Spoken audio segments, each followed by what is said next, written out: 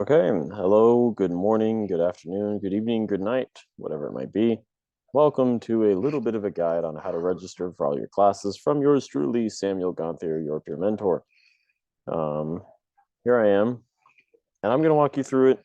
We're going to go through a few things. Principally, we're going to answer 3 questions. Sorry for the yawn, guys. It is 9:30, and I'm not a professional. I'm part-time. But here's the vibe. We're going to go through how to do it or how to figure out what classes you should take, how to actually register, and by when to register. The answer to the last question is you should register now. But we'll talk about a little bit more detail in a second. So to make this as user-friendly as possible, we're starting from mybyu.edu, my.byu.edu. Start here. I'll wait for you to get here. Actually, you don't need to follow along, just whatever. This is for your knowledge. But start at my.byu.edu, and then you're going to see this thing here in the middle. It says My Map. You want to go to My Map. Boom. My Map.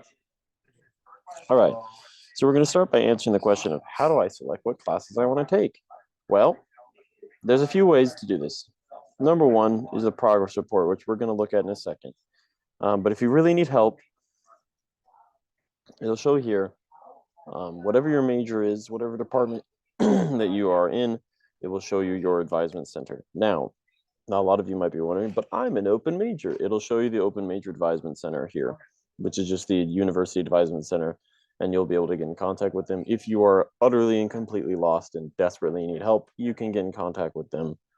Or if you just want some counseling on what you can do. And another thing that is useful is I believe that academic advisors can give you priority entrance into particular classes given particular circumstances. So if you have a class that you're like, I must take this class next semester or I will die, then you might want to talk to an advisor. If not, then you should be fine the normal way because that's just how it is. You should be fine. But what we're going to do is we are going to look at the progress report. And this is really where you're going to figure out what classes you need to take, like for real. So here's the vibe. Okay, it's loading. It's really exciting. There we go. Okay. So simply put, what we're going to do here is I'm just going to show what all this stuff means real quick. Number one, here you have your GPA. So you can look at my GPA. It's great. You know, I don't care if you know everything about my education. It's fine. My social security number isn't on here. So at least I don't think it is. And if it is, then whelp. Just don't steal my identity, please. What actually is in the BYU system, but not here. But as you can see on the left, there's these bars. This just, don't think about it too much. This just shows you how many required hours you need to get. To graduate, totally you need 120 hours. This will look different for everyone. It will depend wildly on your major. In fact, I'm pretty sure I can actually just give you an example. You were looking at philosophy, but we're going to look at chemistry, what that would look like for just to show you that it looks different for everybody. As you can see, I've done nothing for my chemistry major. Oh no, what am I going to do?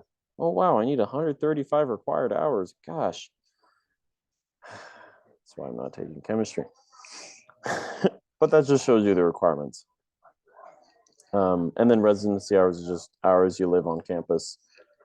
And I'm going to have plenty of those. But here's really the meat and potatoes, not meat and cookies, but the meat and potatoes of what's going on. Here we go. As you can see here, these are your GE classes. These are just classes that everybody has to take. Now, the thing is, you don't have to take the same ones, right? So let's say, oh, I need to get my quantitative reasoning credit. Well, let's see. What classes can I take? I click show classes. And I can take all of these classes. Wow, you could take finite mathematics. You could take Calc 1. You could take Calc 2. You could take trig. Trigonometry is lit. You could take psychological statistics. You could take intro to logic. Oh, yeah. You take intro to logic, let me know. I'll help you out. It's really fun. Oh, it's crazy.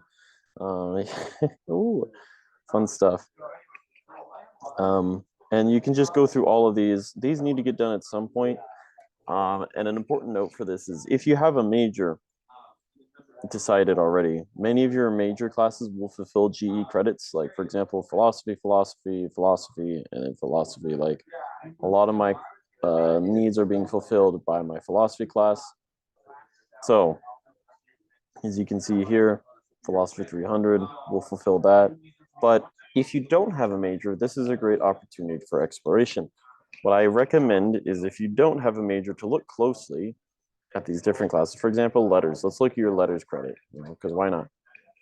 And you can look through here and just see what you might want to study. Maybe you want to, take an intro to Greek and Roman literature. Why not? Maybe you just want to take a Shakespeare class because you like Shakespeare. Maybe you want to take a critical reading class, or I don't know, or Marx, Nietzsche, and Freud class. Whew, that would be fun. Honestly, that'd be really cool. Italian Renaissance. Like, there's so many different things. Honors philosophy class. Wow, all these things. There's just a lot of different things you can get into to explore.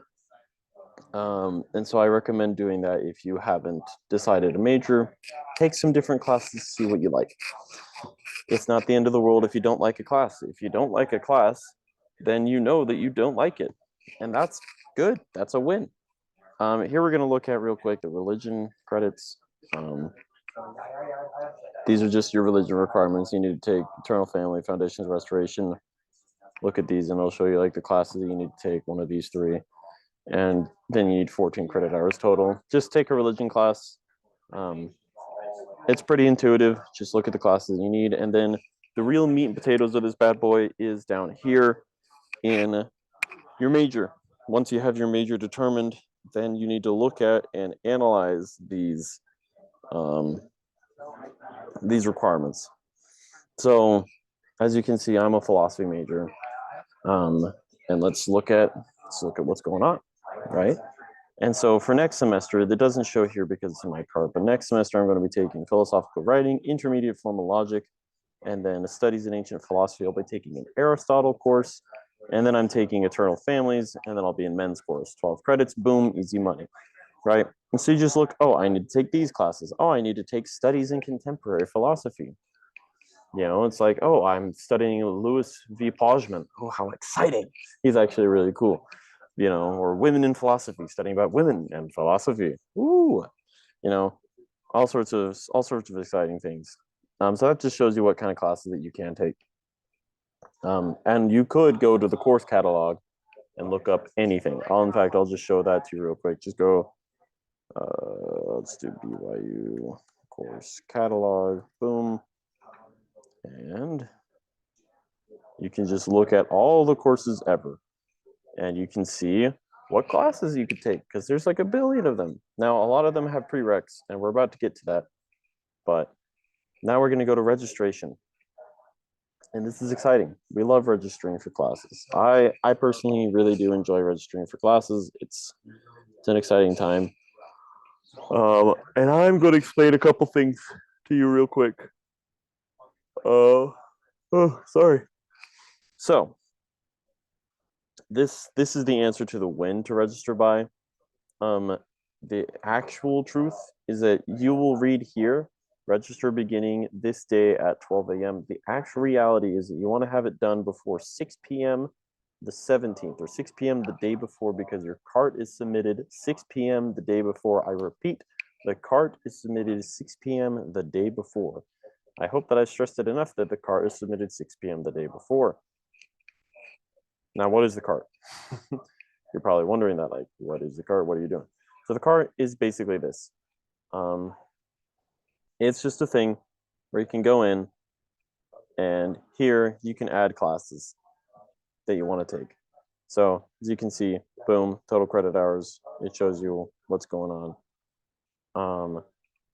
And it'll show me what my schedule looks like. This is the cart. So when these get submitted, this will all get submitted. So it's important to note as well that the class that you put on top is the class that you will get higher priority to. So if I put, I'm going to put philosophy 300 on top, and then Phil 305. I'm not too worried about getting into that class. It should be fine. But, what you put up top means that you are much more likely to get into that class. Hard full stop. So put the class that you most want to get into on top, and then just arrange it by order. And if you don't get in the class, you'll still be put on the wait list. And given that winter doesn't start till January, just sit on the wait list for a while. It might move really slow, but you just kind of don't know. So just let it be. And I'm going to look at the schedule builder real quick. There's two different ways to go to the schedule builder. I'm actually going to show you the easier way because that was being dumb. I'm going to go to register again. And then here you'll see schedule builder. Boom. This is a place for you to build your schedule. Pretty intuitive.